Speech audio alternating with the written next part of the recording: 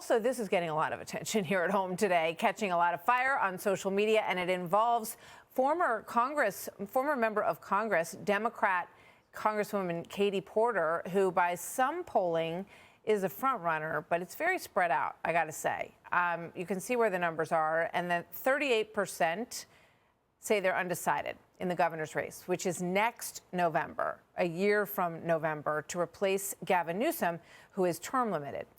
Porter apparently didn't like some of the questions that she was asked by a CBS reporter that had to do with whether or not she would court voters who were supportive of President Trump. Watch this. What do you say to the 40% of California voters who you'll need in order to win, who voted for Trump? How would I need them in order to win, ma'am? Well, unless you think you're going to get 60% of the vote. You think you'll get 60%. Everybody who did not vote for Trump will vote for you. That's what you're saying. In a general election, yes. If it is me versus a Republican, I think that I will win the people who did not vote for Trump. She went on to say that she has represented purple areas in the past and that she can win Republican votes. But watch what happens when the reporter followed up on the question. Watch. You just said you don't need those Trump voters. Well, you asked me if I needed them to win. So you don't think I feel like this is unnecessarily argumentative. What is your question? The question is the same thing I asked everybody, that this is being called the empowering voters to stop Trump's power grab. Every other candidate has answered this question. This is not argumentative. And I said I support it. So, and the question is, what do you say to the 40% of voters who voted for Trump? Oh, I'm happy to say that. It's the do you need them to win part that I don't understand. I'm happy to answer the question as you have it written, and I'll answer it. And we've also asked the other candidates, do you think you need any of those 40% of California voters to win? And you're saying, no, you don't. No, I'm saying I'm going to try to win every vote I can. And what I'm saying to you is that... Well, to those voters, okay, so you... I don't want to keep doing this. I'm going to call it. Okay. Thank you. I mean, I'm just going to call it. I'm done. We reached out to Porter's campaign. We're waiting to hear back. Let's bring in Karl Rove, former Deputy Chief of Staff to President George W. Bush and Fox News contributor, of course, and Jessica Tarlov, co-host of The Five. Okay, guys, Karl, let me start with you. What's the impact of this? What do you think?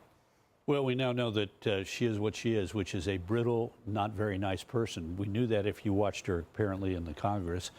But why she did this is beyond me. What a simple softball. Of course, I want the vote of every Californian who cares about the things I care about, namely blah, blah, blah, blah, blah. Lay out your plan. And instead, it was like, you know, you, the reporter, are an idiot, and those 40%, I don't need them. And let me do it in a way that is completely off-putting. So true. And that obviously was jumped on by her opponents. Here's a post by Javier Becerra. He says, I'm not interested in excluding any vote. Every Californian deserves affordable health care, safe streets, and a roof over their head and a living wage. Jessica, what's the impact of this on this election, which is quite a ways away, but you got a lot of people involved, and she may have hurt herself with this. Oh, she definitely hurt herself. I saw that the betting markets, which had her as the front runner, went down by 50%. The odds of this happening, and I think the person who's most paying attention to this is Alex Padilla, who is thinking about getting into that race. You know, it would be a short stint in Washington, but he would get to go home and, you know, manage the fourth biggest economy in the world. And I think he's saying, like, oh, well, you know, Katie's misfortune may be my good fortune. I think that we can also put to rest the idea that those rumors about her being a very bad boss were unfounded and a product of sexism. There were stories that she fired someone, and, you know, this was the story. I don't know if it's true, but for getting COVID, essentially, or for giving her COVID. And then there's the mashed potatoes incident. Her husband, during a messy divorce, said that she dumped steaming hot mashed potatoes on his head, which is getting a little bit easier to picture, Karl. Absolutely. And look, she had an advantage when she ran for the Senate last time around, in that she came from Orange County and had been a member of Congress and raised, like, I think it was $31 million against Adam Schiff, who got 35. And he won 30-some-odd% of the vote in the first round. The first round of voting will be next March. They have sort of a jungle primary where everybody, Republican and Democrat, run in one primary, and the two top vote getters go into the general election. She came in third behind Steve Garvey, the Republican, who was like 30%. Schiff was 31%. She was at 15, and she was there because she had a bunch of money. Now, I don't think, particularly after this, that it's going to be as easy for her to raise the money to be competitive. And it's certainly this is going to. People are going to look at this, and the image of her as a nasty, mean person are going to linger. Here's one more to put out there for people to think what they will. This is her talking about her daughter responding to the election of President Trump. Watch this.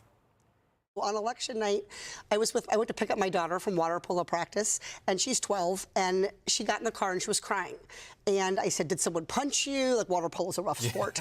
I was like, did someone hit you? Did the coach yell at you? What happened? And she said, Mom, Trump won. Trump's going to win. And what if I get raped and I need to have an abortion? This is from a 12-year-old, my 12-year-old daughter. And so it was really a reminder of how scary this time is. So that one, maybe not the example I necessarily would have given, but I think actually if she had in this interview that just took place yesterday, talked about the issues and said, you know, I think it's really important to make sure that we protect the reproductive rights of everyone in California. And we've seen the impact of the Dobbs decision and these poor women in Louisiana and Texas who don't have the same rights as we. There is a way to have that discussion that doesn't involve saying, like, take my mic off.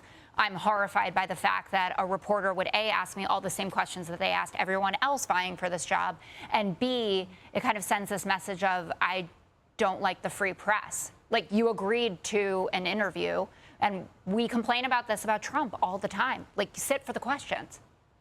Well, he sits for the questions. No, but like, yeah, how he answers them. Yeah. Thank you guys very much.